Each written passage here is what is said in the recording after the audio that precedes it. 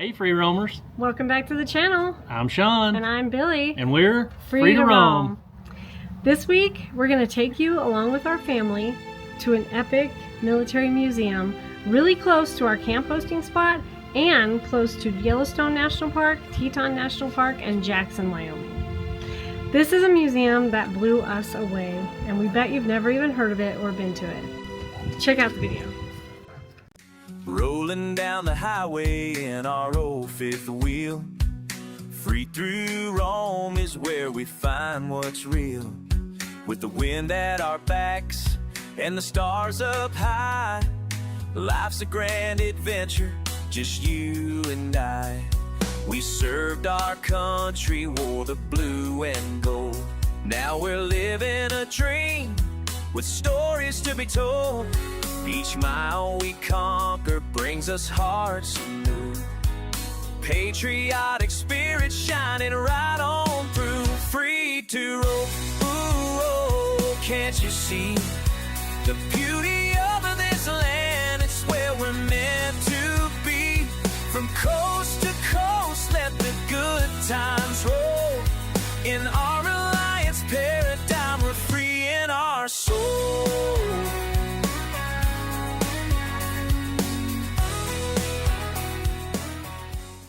So the National Museum of Military Vehicles is pretty neat, and it's huge. Yeah, it's located in Dubois, Wyoming, which is roughly 75 miles from Jackson, Yellowstone, and Grand Teton National Park. If you're in those areas, it's definitely worth a visit, I think. If you're interested in any kind of history, if you're a veteran, it is definitely a must-see. And it's so big and so much to see that they give you a wristband for 2 days when you pay your entry fee. Right. So veterans get a discount, seniors get a discount, active duty military actually get into the museum free. Yep. The best day to go to the museum, in our opinion, is Saturdays, because the founder of the museum actually does the tours. His personal tour is amazing. The museum itself is so immersive. Every period that you go through in the museum, you feel like you're actually there. When you're walking through the Normandy displays, you actually think you're there. The Vietnam display is amazing, and it even has warning signs outside saying that if you're triggered by anything, because it feels like you're in the jungle. It's pretty realistic. When you're walking through it feels like you're in the jungle. So if you've got PTSD or something and you could be triggered, it warns you maybe to skip that part of the display. So if you haven't been to the museum and you're thinking of going to Yellowstone or Grand Teton, we suggest you check out the museum because it's pretty awesome. Right, it is definitely close enough. You will not want to miss it. We are here at the National Museum of Military Vehicles. Mm-hmm. We're going to take my brother-in-law David and my sister Stephanie around because David's never been here. Right. My dad's here too, so let's go. Good morning. That's the owner giving the tour. Oh, yeah. Yeah. The founder of the National Museum of Military Vehicles actually started the museum with his own money. Mm-hmm. He founded it all. He bought all of the vehicles with his own money. He was so appreciative to the town of Dubois for allowing him to put the museum there that he actually went to the town council and said, hey, what can I do for the town to show you guys how appreciative we are? And they said, build us a bowling alley or a restaurant. And he did. So they did. And it's awesome. It's called Nana's Bakery and Bowling Alley. And it's not just a bowling alley. It's an arcade. It's got a mechanical bull. A golf simulator. It's got all kinds of stuff. And the bakery, fresh baked goods every day, and they are delicious. So check it out if you're in the Dubois area.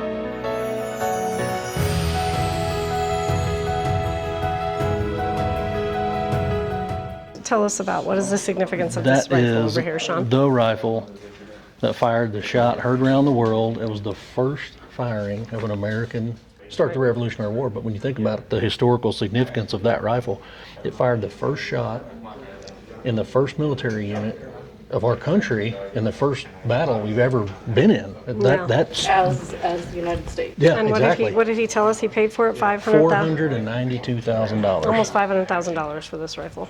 And what did he say? When your wife tells you can buy a gun? You buy a gun. Yeah. This is the part of the story I always loved. The guy that fired the shot killed a British officer. Okay, so it was a well-placed shot, but he was court-martialed and reprimanded for disobedience because they weren't supposed to start that battle till the following day.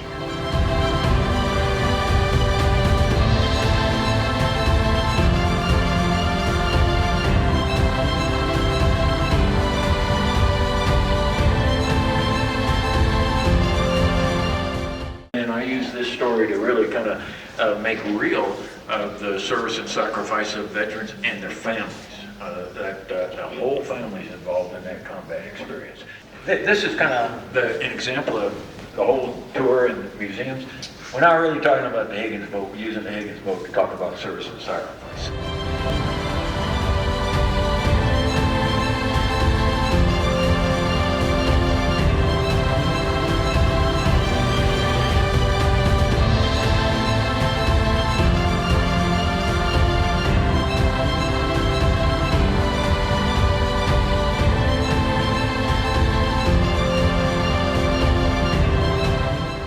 What's cool is like the little tiny details, right? Like look at the little mess kit stuff that you get and all this stuff up here. Well, they were cooking. Look at the cooking of the mess kit and stuff up here, Dad. Isn't that neat? How just the little details that he puts in here. Johnny Walker in the back. I know, case of Johnny Walker.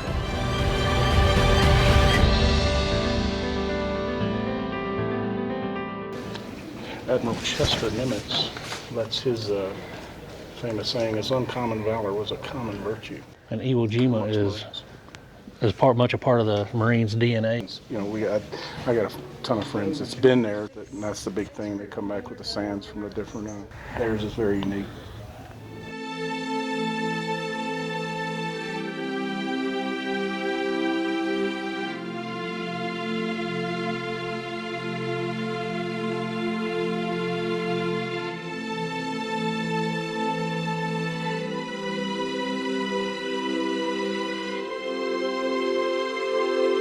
The Dory Miller, It might be the Waco Clinic I bet it is. because he's from Waco. Yeah. And there's the whole mock-up of what he manned Yeah. as a cook.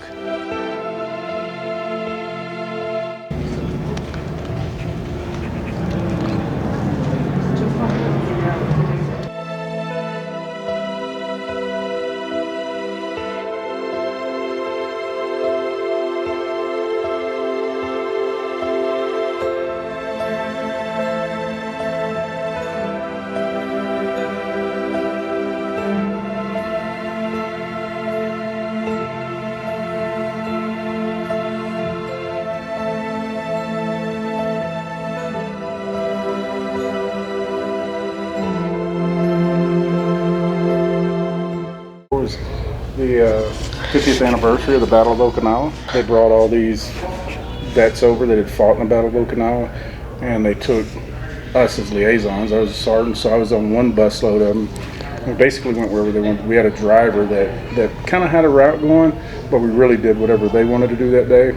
And I mean, we were just stopping in places that were.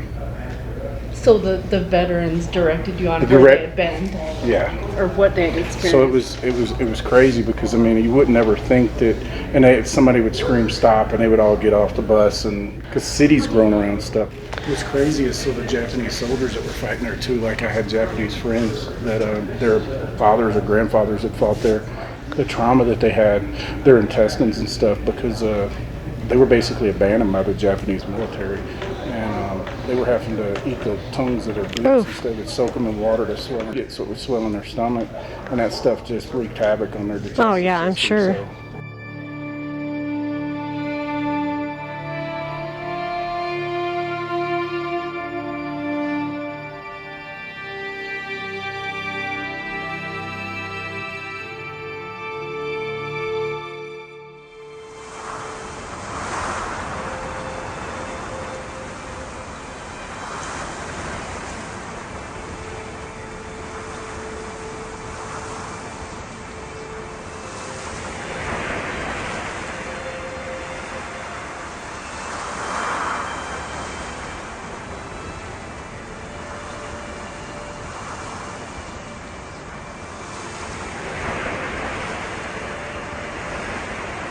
Norman Baker from Reno, Arkansas. So I think we're going to have Jack mic'd up and tell us a little bit about some of the equipment he worked on as we go through this Vietnam section.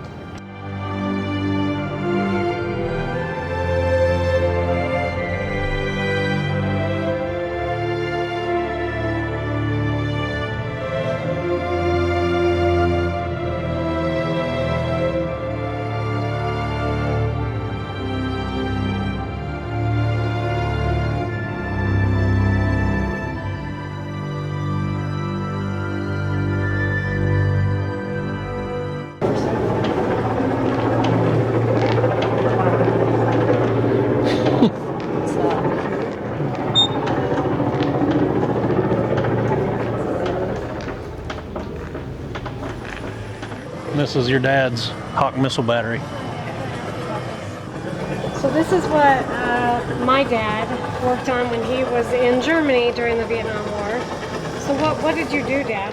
When I got out of basic training, they sent me to Fort Bliss, Texas to go to the coder decoder group school. And I went 10 months in electronic school there and learned how to repair the coder decoder group, which is a thing that every airplane that flies has a transponder on it, which transponds friend or foe. And my coder decoder group translated what the airplane was transmitting to tell whether it was a friend or a foe. When I got to Germany, I was stationed on a Hawk missile battery up near the northern border. Yeah. On our site, we had 6 launchers like this. Okay. But anyway, I got there, we'd track them airplanes coming out of East Germany when they come through that Darien Gap. Press the button, identify them, friend or foe. Oh, okay. And if it's foe, we'd alert the missiles and activate one of them, and it'd lock on to them. Huh. These things are only good for about 13 miles, I think. We'd lock on to an enemy airplane, and they'd eventually turn around and go back across into East Germany, but no, because they knew we was locked up on them. Yeah. So, a coder decoder group, they don't have computers like we got nowadays. Yeah. This big old box truck with vacuum tubes and all this stuff, you know. Yeah. And I finally got promoted battery controller assistant, so I was in the firing van with him, where when we'd lock onto an enemy plane, we could either alert our thing and fire or track them till they turned around and went back. Yeah, we had 6 launchers there on my base that had 3 missiles each on every one of them. 6 of these units on your base. Yeah. So where base were you at in Germany again? Babenhausen. Okay. Do you remember what years you were there? Yeah, I was there from 64 to 66, 2 years. And I wasn't on Babenhausen all the time. One time they sent me up to Wiesbaden, and they didn't have no base there, so they put us on Air Force Base. We was billeted there. Yeah. Then we'd drive out to the missile site every day. And you also got to play a little football for the Air Force while you were there. Wiesbaden Air Force Base. Played me and a kid from Arkansas. We're the only 2 Army guys that went out and tried for the team. I went to Berlin, all over Germany and France and England. But while I was in Berlin there, me and this kid from Arkansas, we rushed the quarterback, and he fumbled, and we got the ball and run down right to the 1-yard line. All the officers from Wiesbaden, they'd always chip in, and they'd send us cases of beer and stuff after the game, and they had a pool there with about $200 and something. They'd pick the best 2 players of the game, and they'd give them that pot of money they had there. Me and the kid from Arkansas split it up there at Berlin. And when we was in Berlin, the wall was still up. Yeah. We took a tour around the wall, and them East German soldiers up on the wall, they'd want to give them cigarettes and stuff, you know. And we went to Upper Hayford, England, and beat them in football. And we stayed over 2 days there in London and touring around. And our commander wasn't going to let us go because they were scheduled to have an inspection. And that captain that run the football team for Wiesbaden, he said, well, if you don't let them go, we're going to shut you down on all of our recreation facilities on the base. So they let us go. But he said, well, we had to be back on Monday for that inspection. So they flew one of them T-38 jets down there, picked me and this kid up there in London and flew us back to Germany. Well, we flew over Paris and over several places there, Eiffel Tower and everything. We saw out the window of the airplane. I didn't know that. I never heard that. That's pretty neat. Well, thank you, Dad. Yep. Yeah, when I stayed there at Babenhausen, they pulled a lot of my friends out of there and sent to Vietnam. And Some of them didn't make it back. Yeah. When we went to Washington, D.C. for the inauguration, I went down there to the wall and I found a couple their of those names on the wall. Yeah, even though you served during Vietnam, we're all blessed that you didn't actually have to go to Vietnam. But definitely supported the mission in Vietnam. Yeah, if I'd have had a different MORS, I'd have been in goddamn Vietnam. I know. Because they needed you back here with this stuff instead of...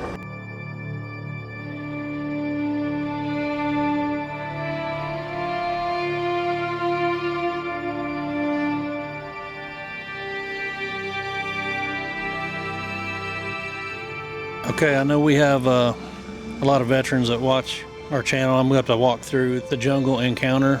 It's supposed to be real realistic, so if you have a PTSD condition or you're aversion to these kind of memories, you might want to fast forward a little bit, but just a warning, we're going to walk through here and check this out. This wasn't here a couple years ago when we initially came, but it's very immersive and it's very realistic. So if you might be triggered by some of this stuff, maybe just fast forward through this part. But if you're not, it's worth watching for sure.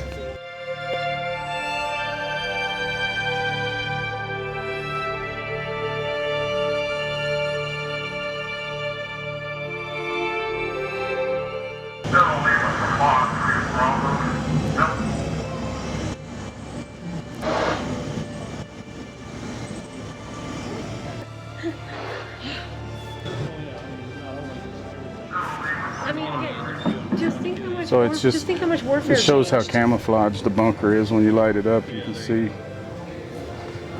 on their Vietnam flag. The traps with the Bungee sticks. Impale you.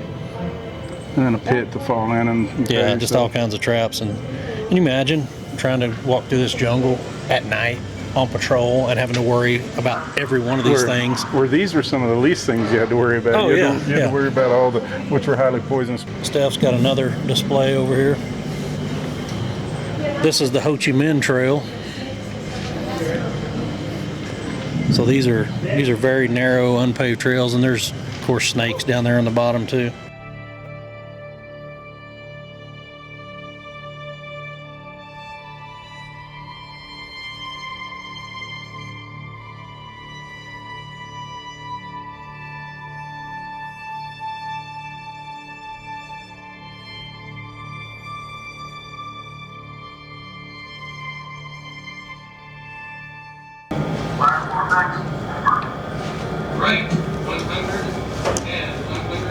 So this is like the call for fire center where the guy out in the bush, when they're being overcome, they would, that's what he's doing. He's giving the coordinates that he wants these guys to hone in on. And once they fired it, and then they would go back and they would give them another coordinate, say fire for effect, and that's where you got to hit it. Yep. So these are guys calling in air support, for lack of better term.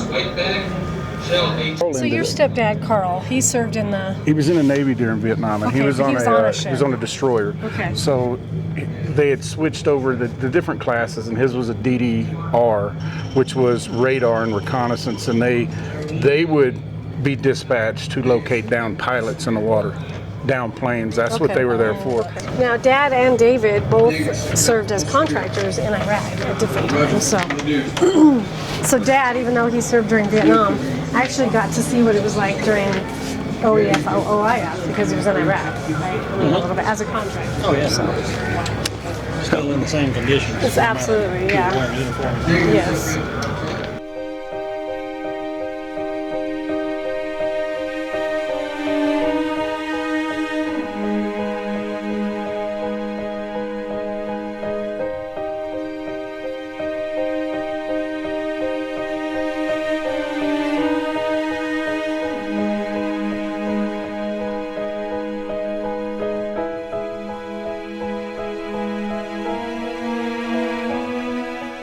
So if you saw Apocalypse Now, the boat itself, that was what they... Yeah, but they were still exposed to it too. It's like Absolutely. all the stuff, yeah. And in some cases, they transported those drums on those boats. So. And those drums leaked. I mean... Oh my gosh. So it's crazy, like if you've seen Apocalypse Now, and the guys in that boat, the young guy in there, the youngest one, I think he just turned 18, And that was at the time Larry Fishburne, which is Lawrence Fishburne. Yeah.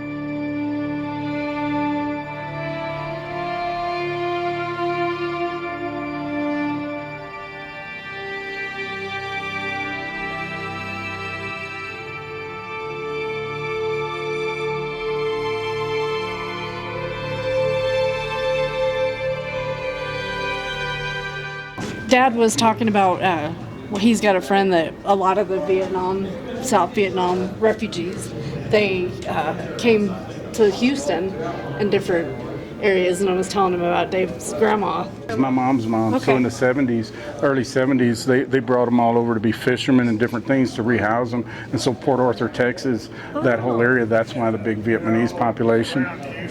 Yeah, Houston, Port Arthur, those coastal areas.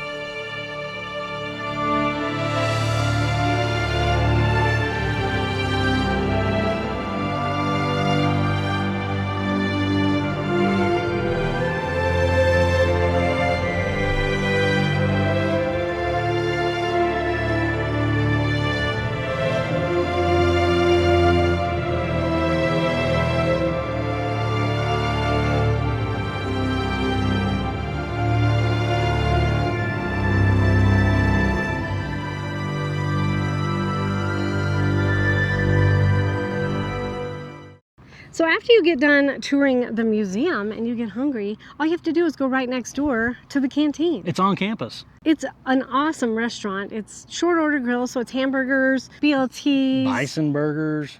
adult milkshake. They were delicious. I had a pina colada and it was yummy.